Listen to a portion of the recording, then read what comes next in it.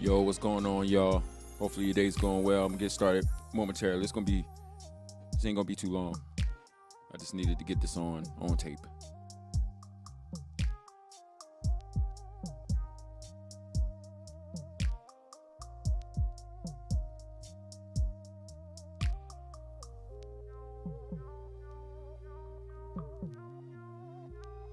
Once again, we're about to get started. This ain't gonna be too long, guys. I just need to get this on tape as a warm-up for Thursday's class. There's no way I would have been able to sit till Thursday with this that I just came across. So, we're gonna get started momentarily, guys. Just give me a little minute for the notification to come out. If you can, please share the link. Appreciate it.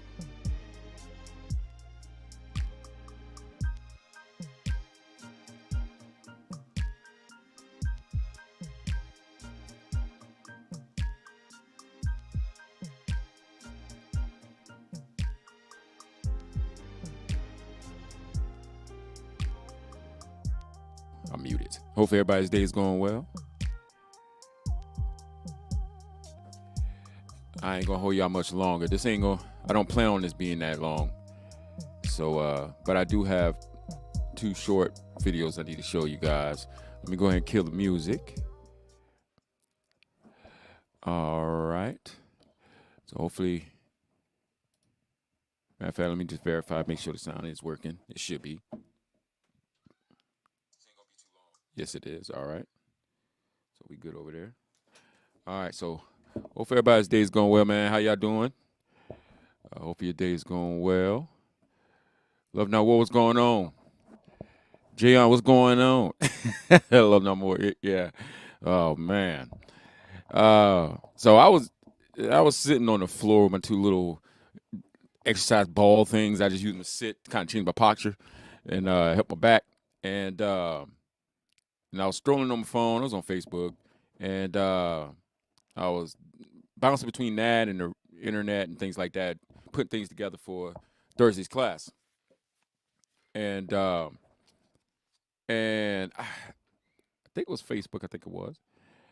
Anyway, yeah, it was. It was this news article thing that popped up. You know how the internet bugs see what you're looking at. And then they like put those recommendations there. All of a sudden, you're getting ads for stuff you just finished looking at on some other website.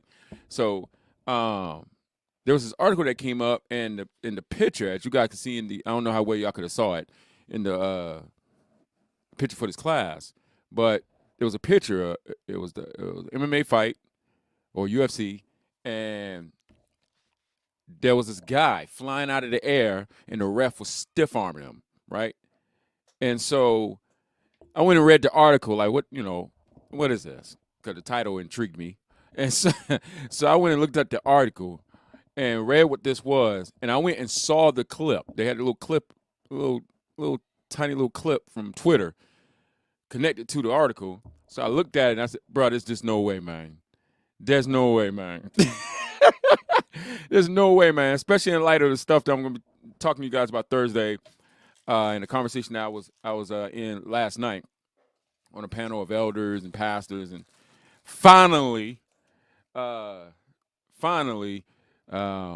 the right timing of the Lord, obviously, the door was open for us to have the conversation of regarding what I've been talking to you guys about, over and over and over again about, the stadiums and games and things like that.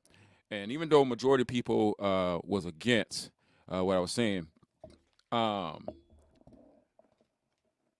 I didn't get to do this last night. I'm going to do it Thursday because I probably never get the opportunity to do it on Berean's channel to do it what I want to do. And that is, show the clips, right?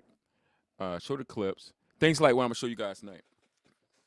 And what I want people to do is, for those who think there's nothing wrong, when we show what goes on, simply point out what's okay about it.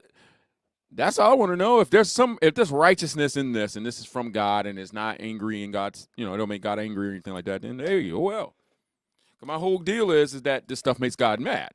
This goes against the teachings of Christ. That's my whole argument. And then I make the argument about what they're doing, how this goes against the teaching of Christ, opposite of how you tell us to treat people. And then that's how we know it's bad and we shouldn't do it. And so there's some that went to theology school and those who haven't, but they just been online researching all their lives.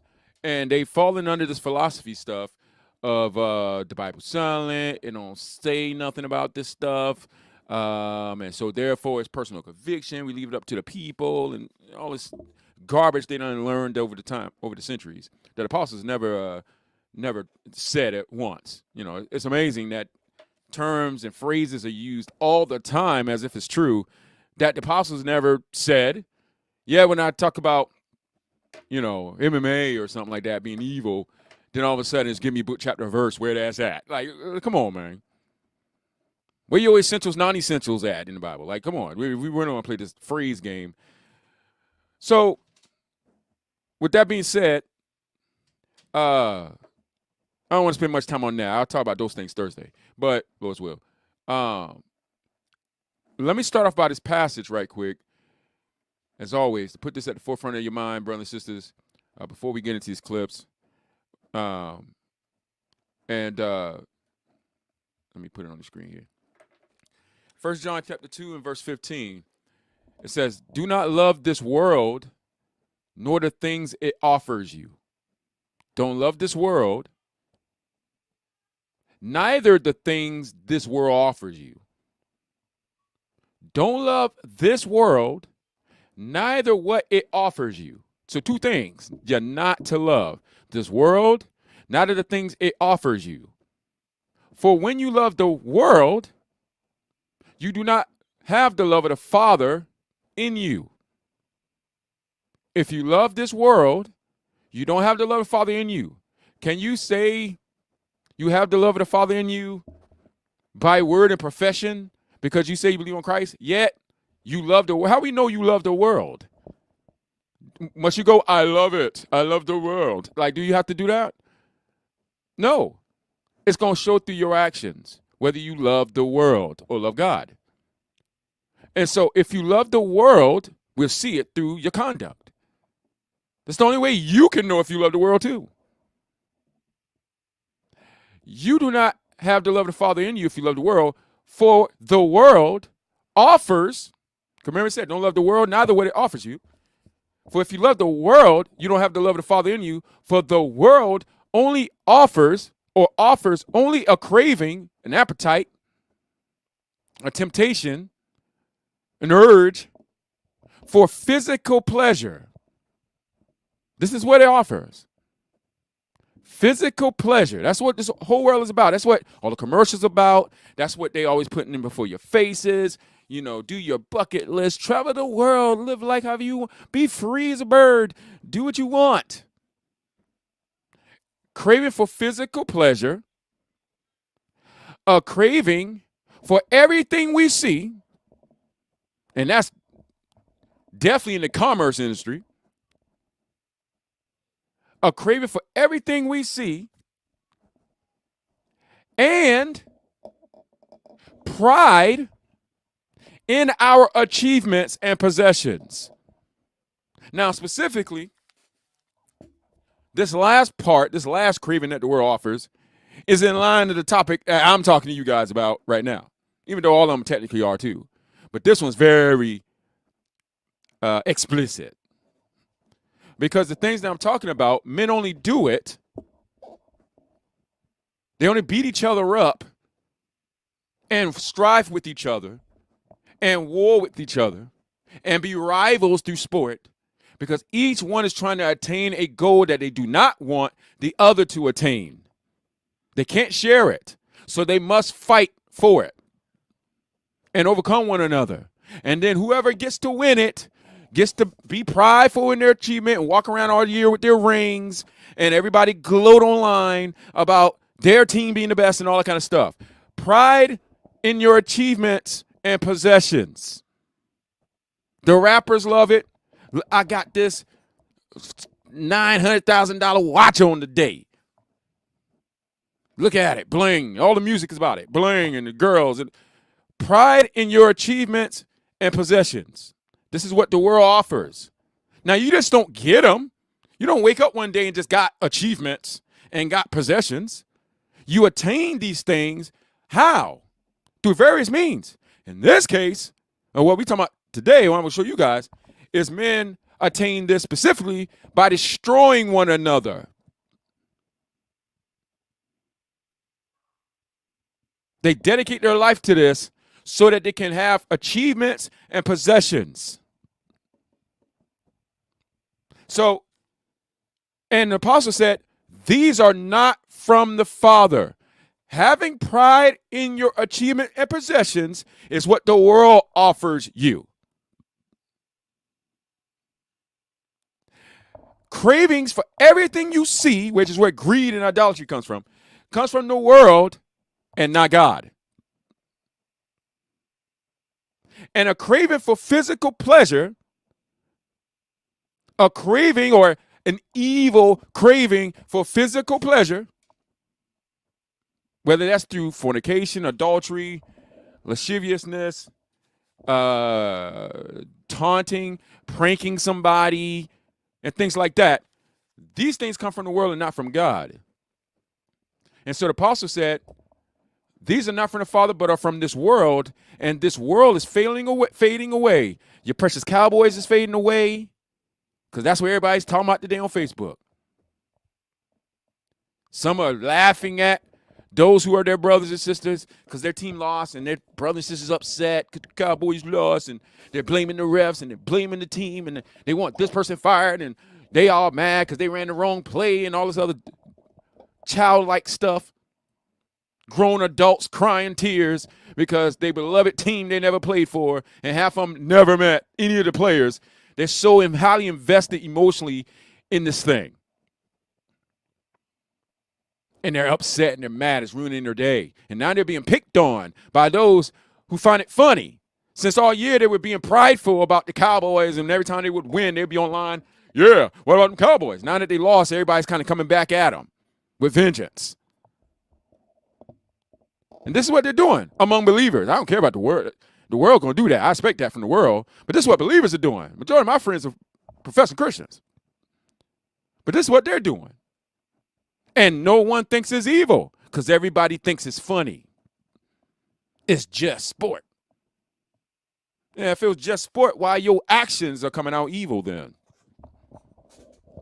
Or are you saying it's good? You think teasing a person is good? Is that what God wants you to do? No, but it's just sports, so it doesn't matter. But anyway, so in this world, it's fading away along with everything that people crave. Meaning your precious achievements that you dedicate your whole life to, that you got plastered all over your walls, all your trophies from your childhood to adulthood, all your bachelor's and master's degrees and all this stuff. That everybody walk around and I'm a PhD, and they want to be always addressed as doctor or whatever. That's fading away. It's going away. And all the pride you got in it is fading away. Your achievements. Half of you got these things and don't even work in those fields. It's shaving away. It's fading away. All the possessions, you couldn't just have the car, thank God for it, and live your life. No. You got plastic for everybody to see all the time, put videos up. I'm in my new car and all that kind of stuff. Pride in your possessions. Pride in your possessions of your new house that you never be hospitable with. Pride in your money that you greedy with. That's all fading away. And I can't wait. I can't wait. I'm sick of this evil, man. Whether the evil that dwells in my own flesh and my own flesh craves, because the flesh craves all those things. Whether it be that or what I see among believers or that what I see in the world. Either way, I hate it. But the point is, and this world is fading away along with everything that people crave. But anyone who does not do what pleases God, but anyone who does what pleases God will live forever. So I wanted to read that, put that in the forefront of your mind, because what we're about to watch is either from God or from this world. There's no ifs, ands, or buts. And if you love it, and don't hate it, then you do not have the love of the Father in you. And don't mistaken the flesh craving after something as you loving the world. The flesh will always crave it. But if you stand in agreement with the flesh and you love it and don't oppose it and won't call it evil, and then you do not love the Father. The love of the Father is not in you. And if you hate it, you're going to live separate from it. You're going to war against it. You won't stand in agreement with it or be partners with it. So I want to put that in front of you guys' minds. And then I want to show you this. So I was on Facebook, and then this popped up, and I'm looking at it. And I'm like, okay, but let's point out the atmosphere here of the thumbnail, because there's Christian elders like Pastor Jason on Brother Rian's channel. I gotta point him out specifically. He seems to be my most. He seemed to be the arch nemesis of what I'm saying. He can't ever agree. So the thumbnail has a man flying through the sky. They call him an intruder because he ain't part of the fight. He just jumped across the octagon. And he comes in there to attack that man right there on the ground. They got the girl, and that's the girl, by the way, guys. That's a woman. The person in the red shorts right there, that's a woman. So you got a man fighting a woman in the octagon. Now, these are Christians that say there's nothing wrong with this. Just sport. Nothing bad with it. All right, so you got a man and a woman in the ring right now. All right? Or the octagon, let me be technical. In the octagon. Or hexagon, whatever shape it is. He jumps in.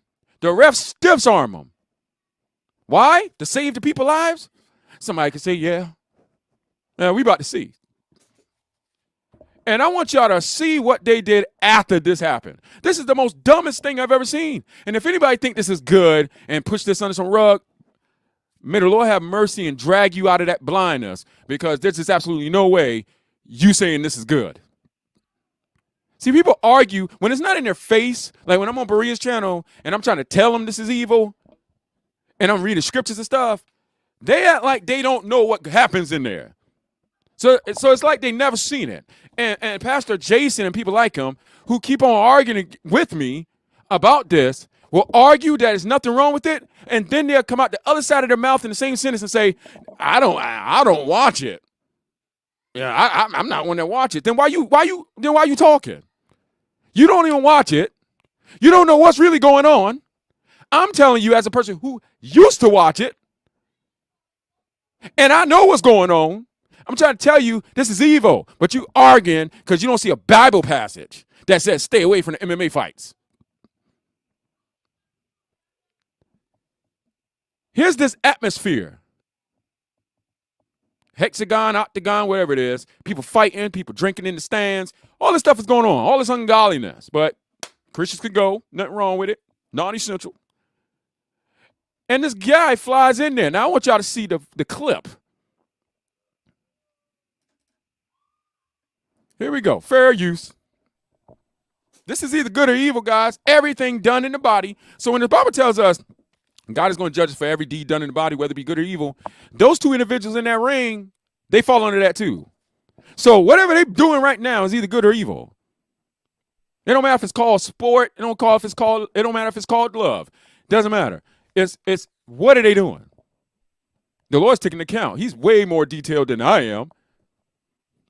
So here we go. Look at this. I had to come on here to show you guys this. Пока что, левая нога очень хорошая у Александра. Hold on, guys. Hold on. Let me stop it right quick. I try to full screen it, but that ain't gonna matter for y'all, and so therefore it's gonna be frozen on y'all end. All right, so give me a quick second. Let me back it up. Hopefully y'all be able to see this. Пока что. I'm looking to see if it's even playing on my screen, because right now I'm pushing play, but it looks frozen. So give me a quick second. Maybe this internet bug's got some special thing going on. Hold on. Let me put it back on here. Ну, левая Is нога that video moving for y'all? хорошая у Александра.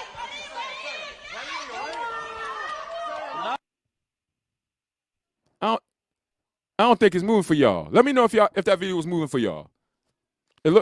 I'm playing it. I'm seeing it move, but when I look at the live stream thing, they still in the same position. So I don't think it's moving for y'all. Oh, there's a way we can get it. No, frozen on my end also. Okay, hold on. There's a way. Where there's a will, there's a way. Hold on. The special Twitter bugs or this website. Hold on. I will find it right now.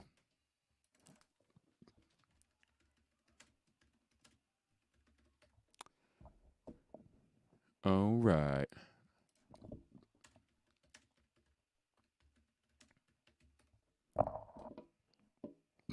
What was that fighter's name? Hold on. Let me go ahead to the article. Let me get the fighter's name right quick. Max Maca. All right, hold on.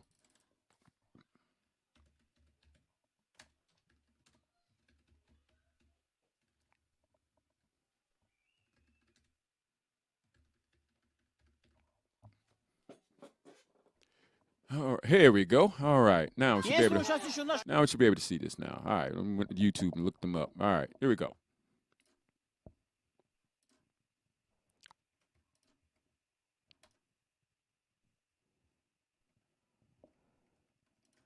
Okay, so that means there's something on my end. All right, hold on, guys. Sorry, there's something there going on my end because I switched it to. Let me see here. All right, here we go. All right, here we go.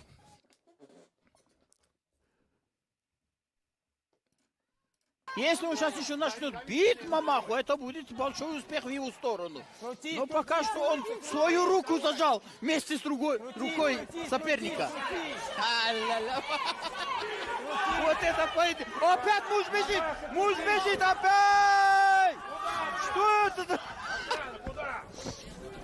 Где это охранник? We're gonna watch this all the way through, guys. Then I'm gonna comment. Цепкий муж тоже непонятно, слушай, не успевает пробивать кольцо охранников и успевает нанести несколько ударов. Тем самым освобождает опасный захват Александра пистолета от собственной. Привяжите этого человека куда-нибудь, ребята, чтобы он больше не выбегал в октагон. Александра, третий раунд.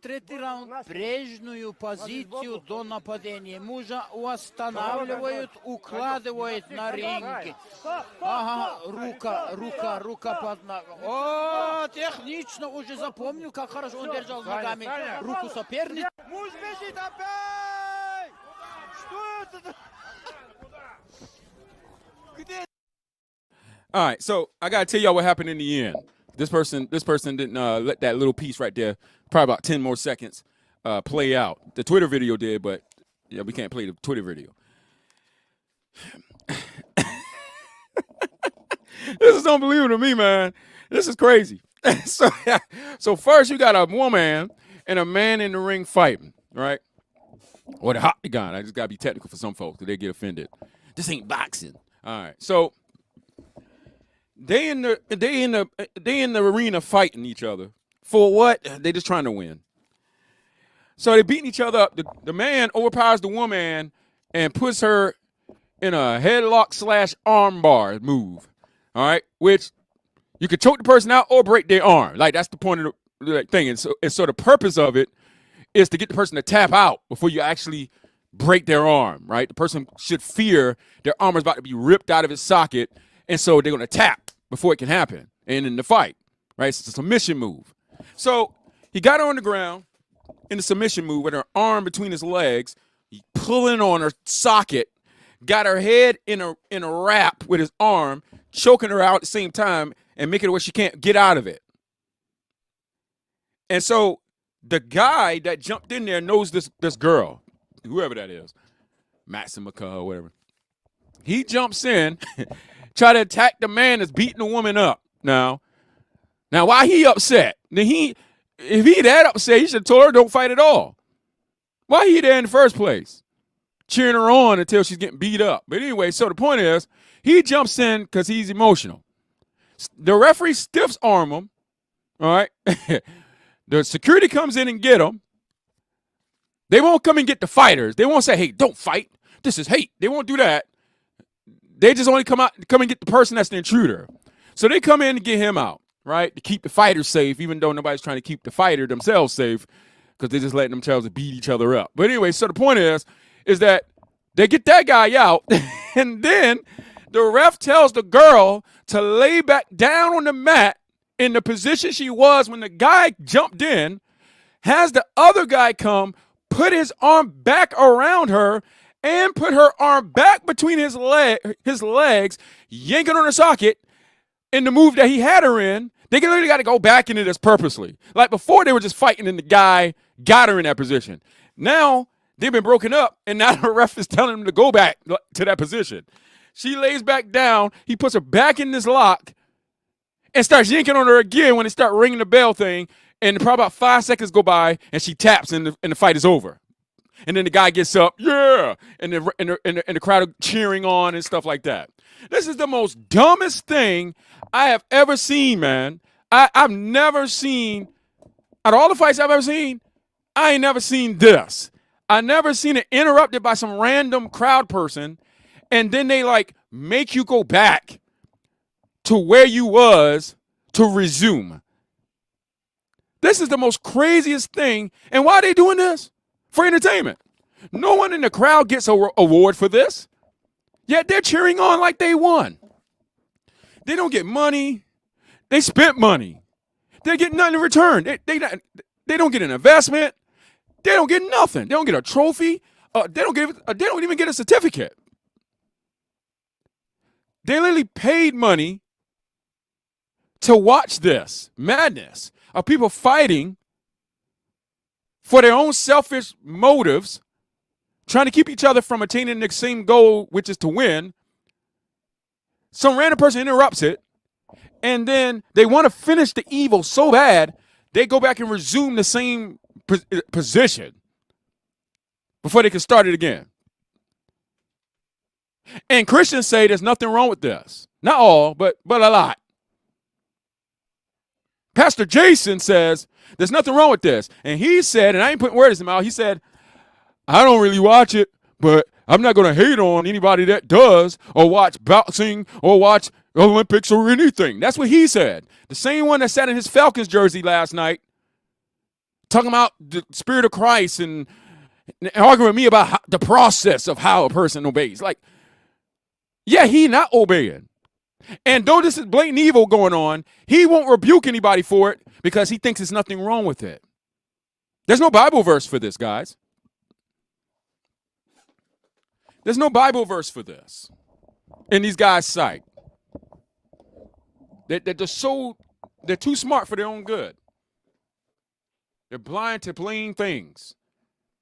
Do you need a Bible verse for this? There's plenty of scriptures that talk against what they're doing right now. But people, when they say that to me, and I just let go one and out the other, they want a book, chapter, verse of the Bible saying, avoid sports, avoid MMA. Like, they want it to be like that. Now, if a transgender person made the same argument, they automatically vacate that whole idea, and they say, no, we know it's sin because God made man in the beginning and woman. And man not become woman. What scripture said man can't become a woman then? Where did that in the Bible? Or woman can't be a man. If they give themselves the body parts and just say they're the other thing, why that don't work? Ain't no Bible verse against that. Come on, man, but the principles. Yeah, the same thing here. We don't need a Bible. We don't need a Bible to name by title everything that will ever exist in the world for you to know what's good or evil. Instead, it gives you the law, the commandments of God, the principles and teachings of Christ. And those with wisdom, meaning the Spirit of God in them, those who hold fast to righteousness, they will know, they will see this, and they will like, this is madness. Like Love of War said. Love Not War said. This is madness. This is foolery. But to most Christians, it's just sport. It's just sport, Jay. You're a legalist. Yet, when I play these clips, and there's more Lord's Will Thursday, and I'm going to give out the panel link so they can come on. Because I want to play these same kind of clips, and I want to ask them where's the good. It's not evil. It's just sport. Okay, then. Well, then I can play it. What happens? And then you show me the good.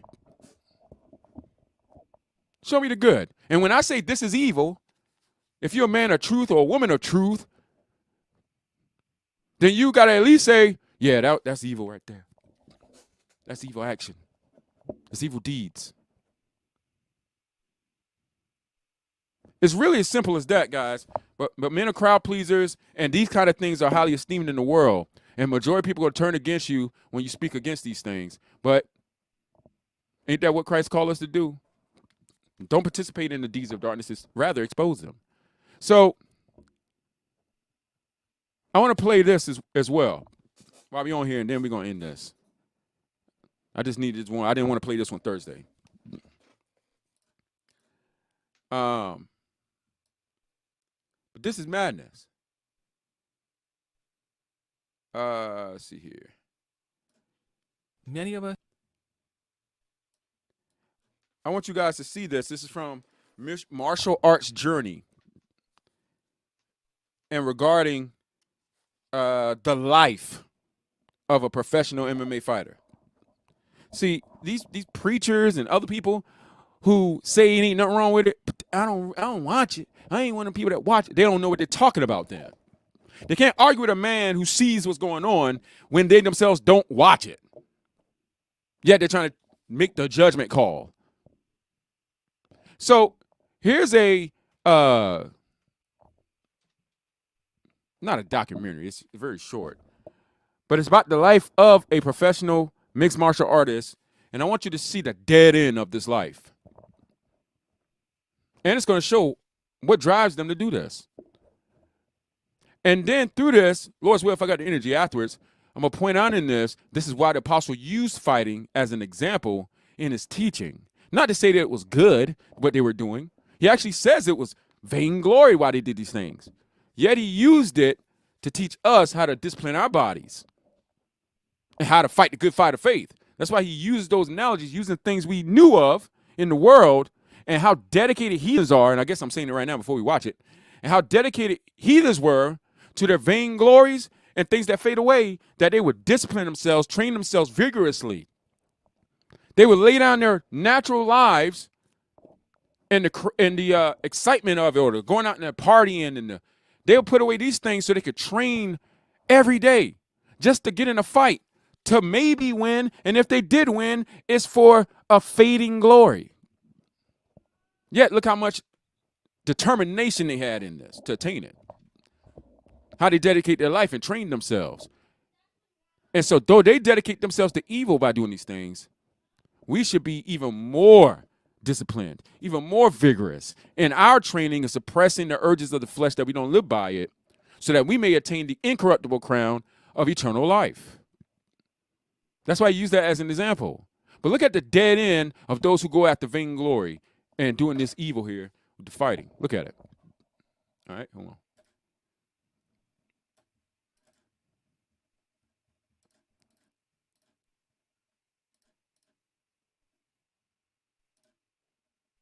All right, here we go. Many of us envy the lifestyle of famous MMA fighters or dream of becoming one themselves. The fans, the glory of victory, luxurious lifestyle are all commonly desired aspects of life of many. Some dream of living as an MMA fighter even without the glory of fair becoming use, a fair use. superstar. Doesn't it sound awesome to live your life only needing to focus on training while you have plenty of free time and freedom in between?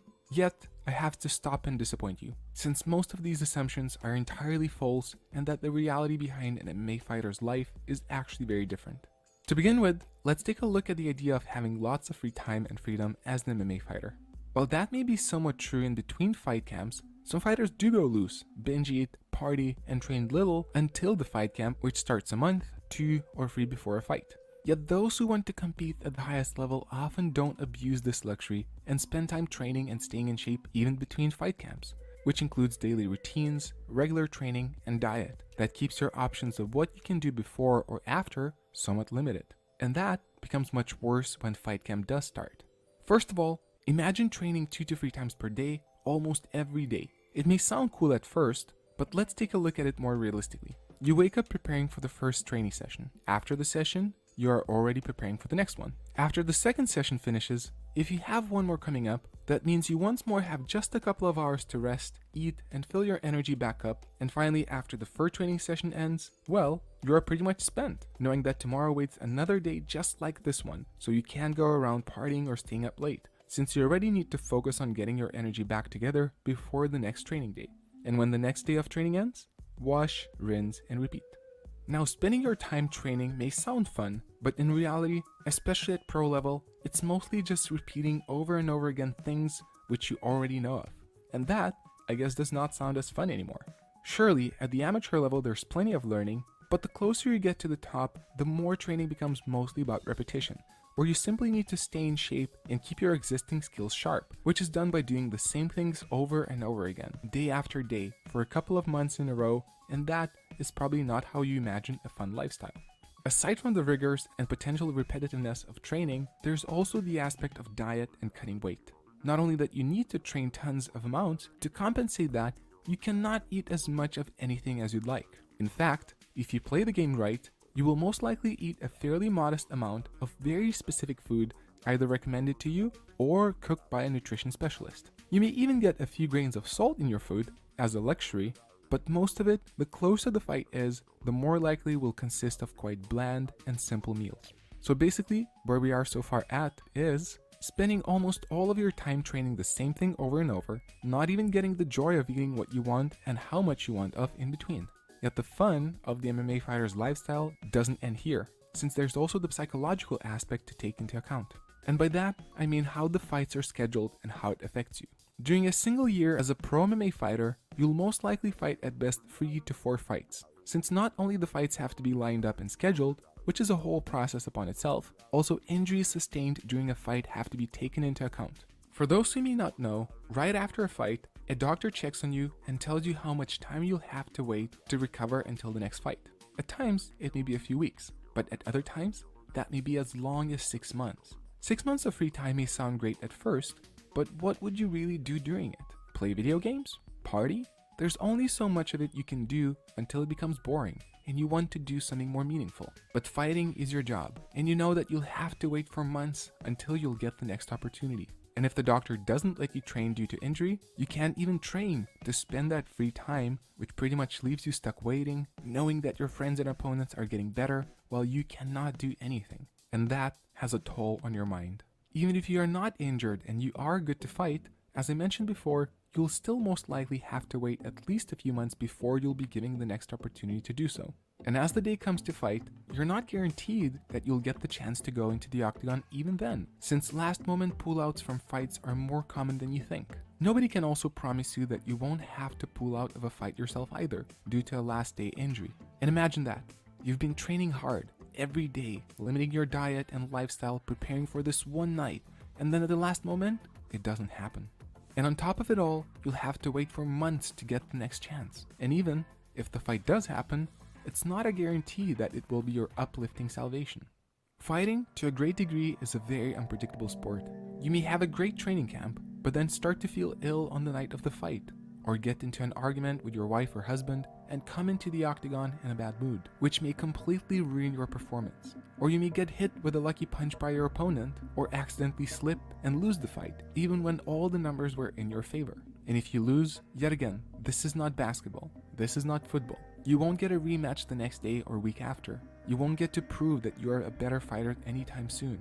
And most fans and spectators won't even bother listening to why you lost either, or even care that you won 10 fights in a row before that. People are people, and most of them care only about your last performance. Lose one time, and most will dub you a loser. Lose 2 times in a row, and most will start to consider you hopeless.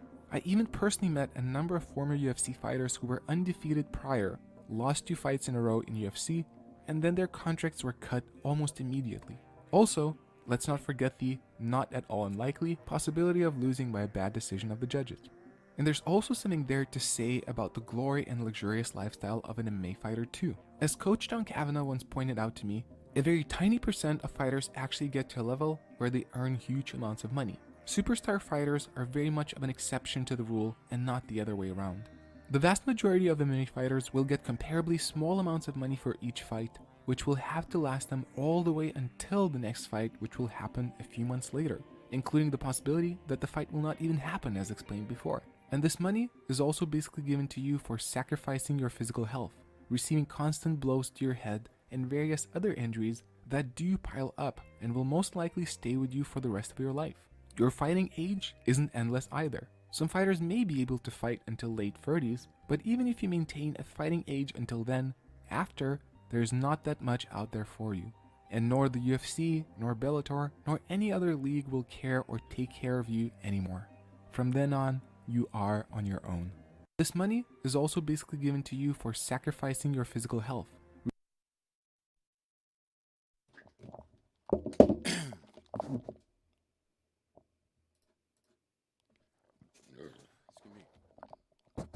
So as you can see, that life is a dead end. It's a dead end. And the money you get paid is basically for sacrificing your bodily health. Because you're going to be taking repeated blows to the head, which is unnatural. And your body will deteriorate. And when you're done, you're done. And when they're done with you, they're done with you. They won't book another fight. That's a dead end. And the fighter dedicated all that time and energy and training for a fading glory that he wasn't even promised to get. He did all of that just to try to get it.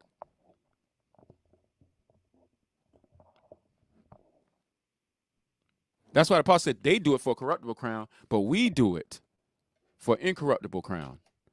They war and fight with each other in these sport arenas. Whatever the sport is when it's competitive, rival against rival, opponent against opponent. They war against another just trying to get the crown. They don't want the other person to have it. That person stands in their way, so they have to overcome that person to get the crown. And depending on the sport game, will determine what they got to do, the task they got to do to keep them from getting it. In MMA, it's beat your opponent up. In basketball, it's score more points, but not only that, steal the possession, try to get more. How do you do that? How you try to get advantage? Well, steal the possession. They call it steal. Oh, the king, he's the leader in steals. They tell you what you're doing. The ball is in the possession of your opponent, and you take it from him. You steal it. They tell you that. But it's just part of the game, so it's called stealing, and nobody thinks about it. He tries to get to the goal, but you block him.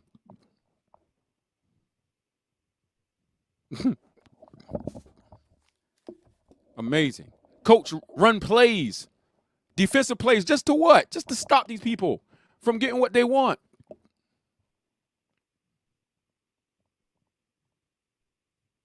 And they do this for a corruptible crown that's not even promised to them. They're just trying to get it. But for us, the crown of glory has been promised to us by faith in Christ, and we don't have to war with each other to attain it. We actually help each other. We can share in it together. That's why the apostle said they do it for a corruptible crown, but we do it for an incorruptible crown. Yet there's believers out here that thinks that going after this corruptible crowns, being in rivalry and competition and strife and beating each other up for the advantage and all kind of stuff, they think there's nothing wrong with it and that they could use it as a platform to glorify Christ. They just create more hypocrites. That's all they do is create more hypocrites. So I wanted to come over here, show that video, talk to you guys a little bit, because I didn't want to be dealing with this one Thursday, Lord's will.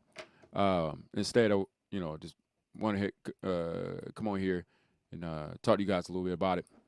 As you guys can see, for those of you that do see, why I keep harping about this, because majority of brothers and sisters are all up in these things, these different things. And it's against the faith of Christ. They're walking hypocrites, and they don't think so, but their actions are proven so. But they're stuck in philosophies believing that, hey, the Bible, if it's a sin, the Bible would say avoid sports. No, it won't say that. The Bible won't say avoid sports if sports is a sin, competitive sports specifically. Instead, the things in which competitive sports require you do just to participate, the Bible does talk about. Strife, contention, quarreling, taunting, foolish talk, etc. The Bible talks about all the actions of men. But as the apostle said in Romans 1, he said, concerning the wicked, he said, they invent new ways to do evil.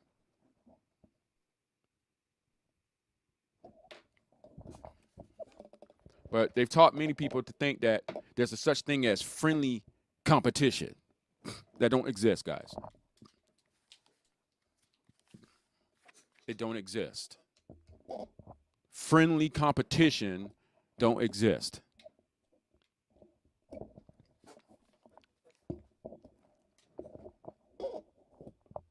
Because remember, friendly or loving your neighbor is not doing evil to them.